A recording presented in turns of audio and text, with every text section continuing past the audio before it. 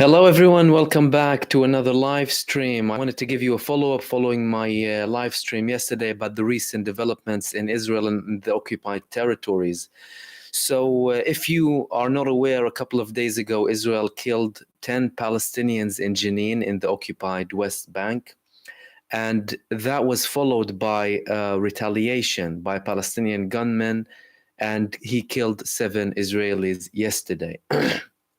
Now, it didn't stop there. There have been a couple of developments following those attacks, where today a 13-year-old boy from Silwan, which is in Jerusalem, shot but did not kill 2 Israeli armed forces settlers.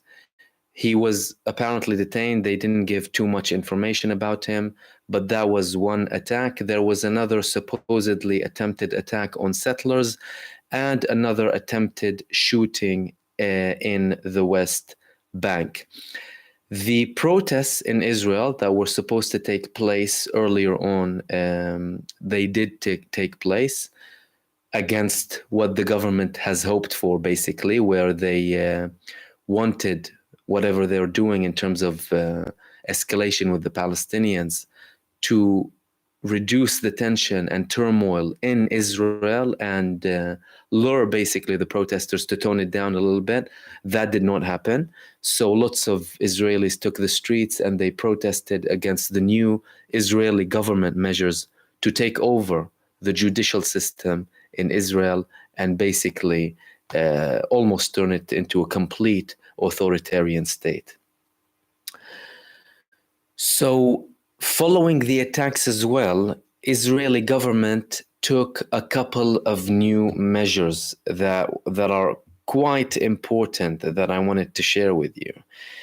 So one of them was, an Israeli official said this in Netanyahu's government, a law for deporting Palestinian families of terrorists, but not Jewish ones, mind you, because a couple of weeks ago, one MK from the government was challenged by a Palestinian MK, and he basically asked him, will you do the same for Jewish terrorists? And he said, no, Jewish terrorists are better than Palestinian terrorists. So that's number one.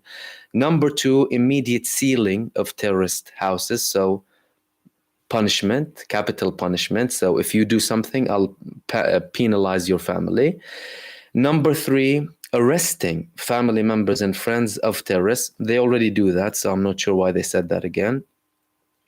IDF reinforcement to West Bank, so they're going to have more forces in the West Bank, in line with what the new Israeli Minister of Interior Security, the convicted terrorist Itamar Ben-Gvir wants to do.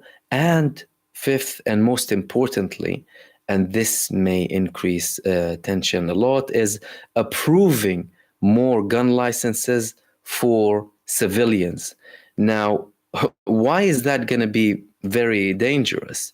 It's because it's going to send a message that's going to resonate on the ground that every Israeli person is armed. What kind of message does that send to the Palestinians and the rest of the world, that all of them are armed and are out there to kill you?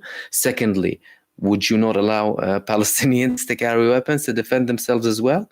So a complete hypocrisy, really. But officially, these so far were the things that the Israeli government has taken in terms of actions. Netanyahu is claiming that they don't want to escalate, but I don't know how much, we would believe him, because at the end of the day, reducing the number of protesters against him did not work, clearly, following that escalation. So I do believe that he may well head towards more escalation.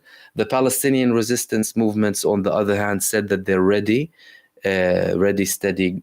Basically, whenever there's an attack, they're ready to kind of go head to head with Israel.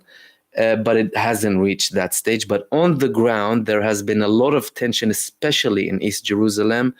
Any Israelis who have any sort of dealings in the West Bank were asked to go back to Israel and not go to the West Bank. I've heard this live today from family members, basically. And that's what's happening so far. Now, in terms of the responses, this is very interesting. A couple of highlights from responses, including from Ukrainian President Volodymyr Zelensky, who's battling an occupation, supposedly. He's battling Russian occupation that he calls illegal.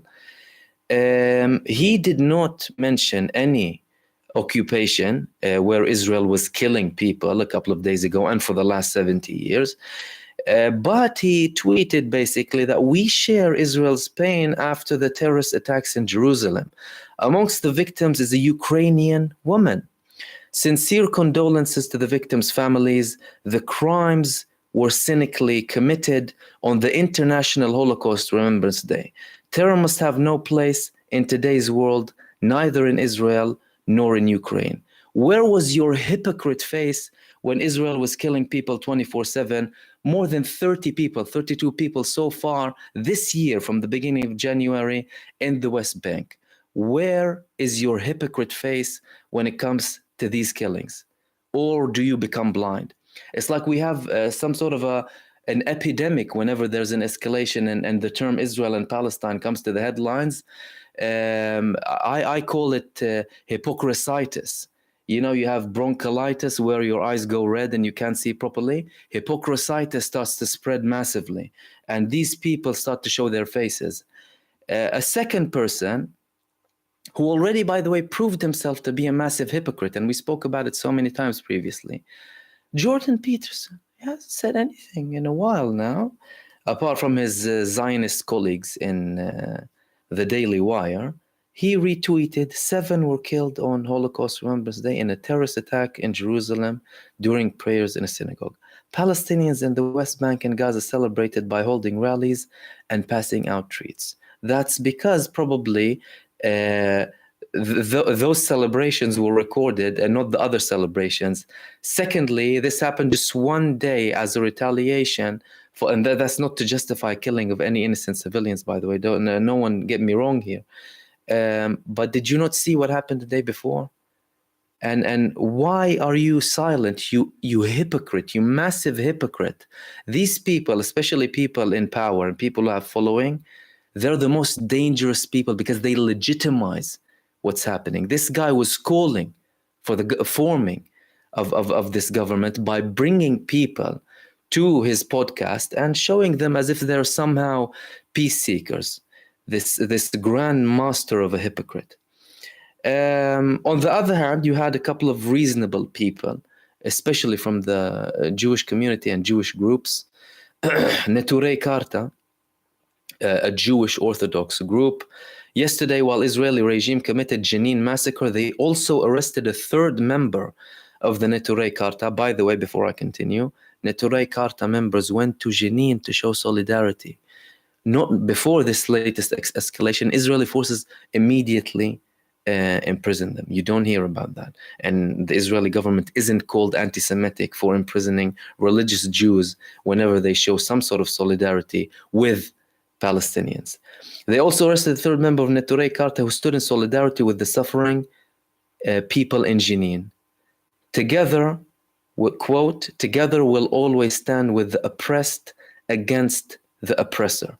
That's a very strong message from Neturei Karta. Richard Medhurst tweeted, East Jerusalem is illegally occupied by Israel. Reminder, hello, there are no civilians there, only occupation forces and settlers.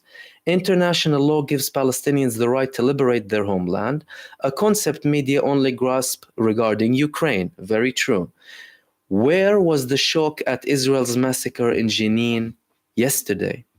Very on point. Another one, a very, very, very strong one, was from Carlos Latouf. He's the famous guy who makes characters, shows a lot of solidarity with Palestine. The US supports Israel, which has nukes and wants war with Iran. The US supports Ukraine against Russia, which has nukes. The US supports South Korea against North Korea, which has nukes. The US raises the tone against China, which has nukes.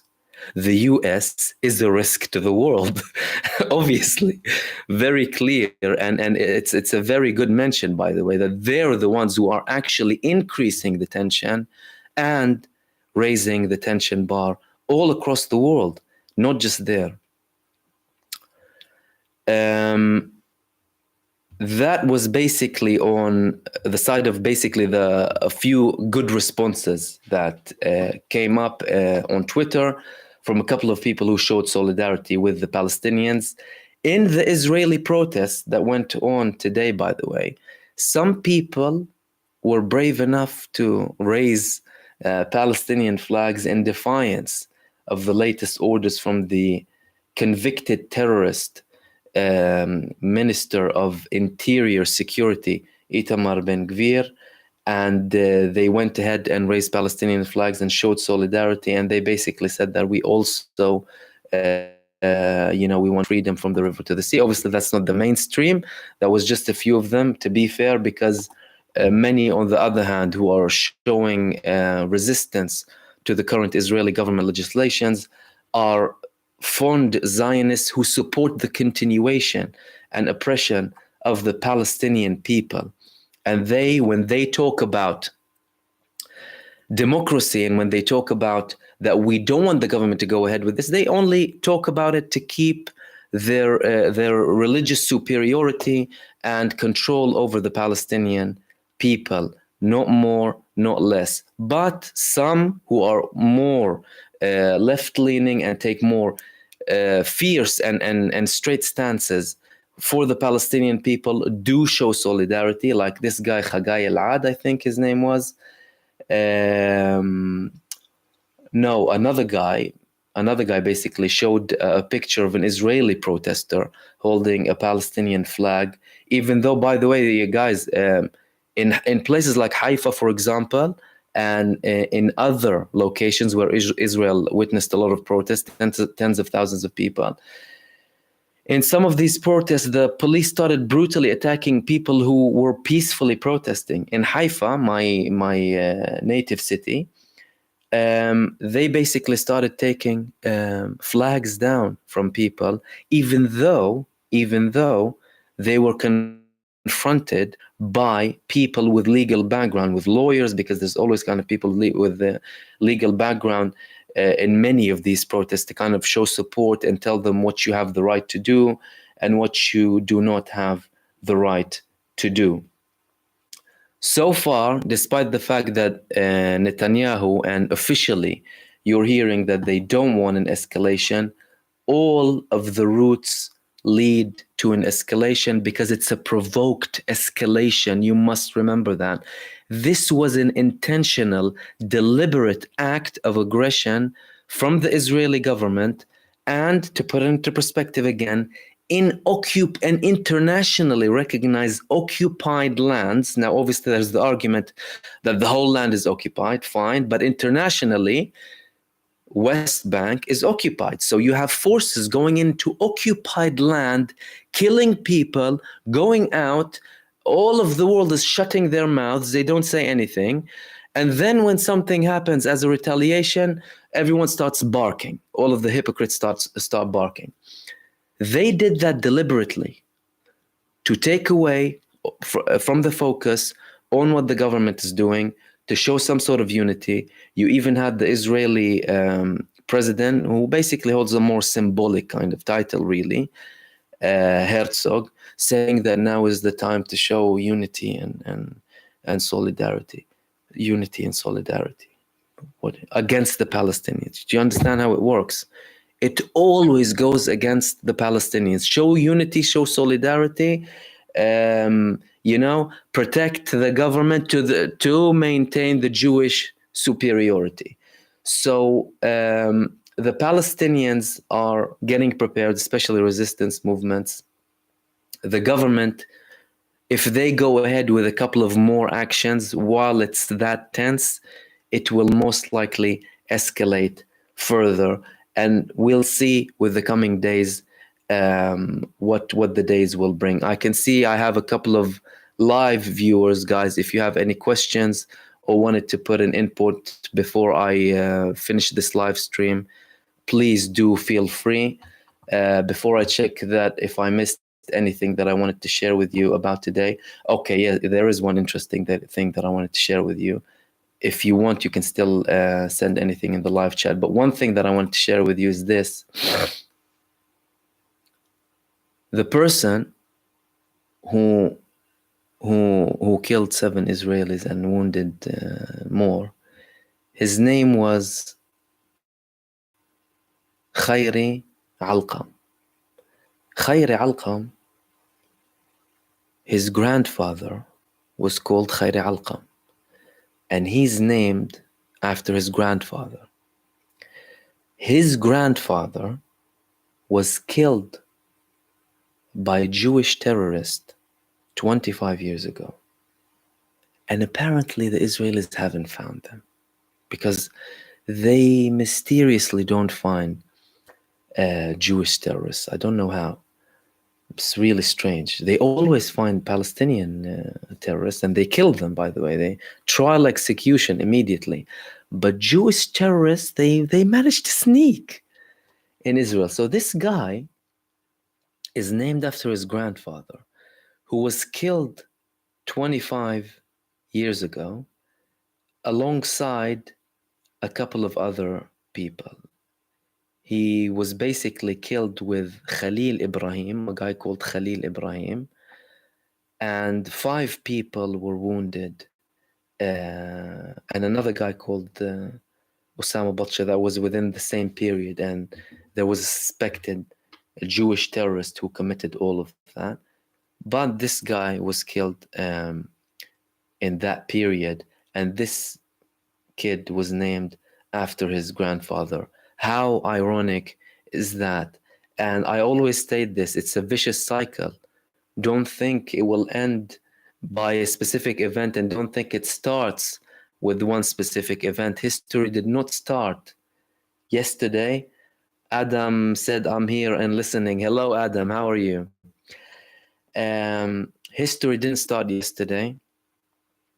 The conflict has been going on ever since Israel's establishment, and you won't finish the conflict by simply making statements and basically continuing with the hypocrisy, with the brutality, occupation, killing, mass murder, segregation, and apartheid.